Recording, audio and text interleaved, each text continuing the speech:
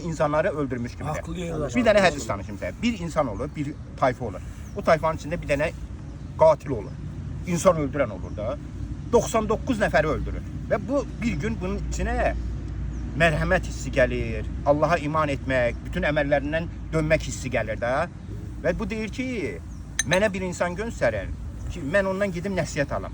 Deyirlər ki, filan kəs var, abiddir, ibadət eləyir. Elmi yoxdur, amma ibadət eləyir. Ged ondan bir məsləhət al. Gəlir deyir ki, mən 99 adam öldürmüşəm. Allah mənim, bax ha, 99 adam. Allah mənim tövbəmi qəbul eləyərmi? Yəni mən bugün tövbə eləyib Allah'a dönsəm, Allah məni bağışlayarmı?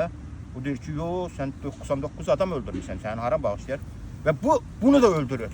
Deyir ki, onu sizə bağışlamazsa, qoy sən də öldürürüm. Olur 100. Və yenə bu qəlbində, 100 adam öldürmüş oldu. Yenə bunun qəlbində, yenə o his bunu narahat edir də.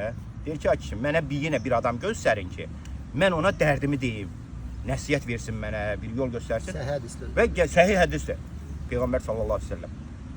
Deyir ki, filan yerdə bir dənə alim var. Ged onun yanına, o sənə nəsiyyət eləyəsə o eləyir. Gəlir alimin yanına, deyir ki, bəs mən 99 adam öldürmüşdüm. Tövbə eləmək istədim, Rəbbimə dönmək istədim.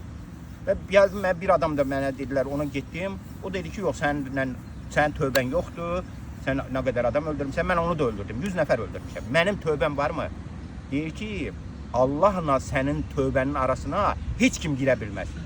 Git tövbə elə, Rəbbinə dön, amma sənin o yaşadığın tayfa ki var, qəbilə ki var, ora çox fasik tayfadır, çox günahkar tayfadır.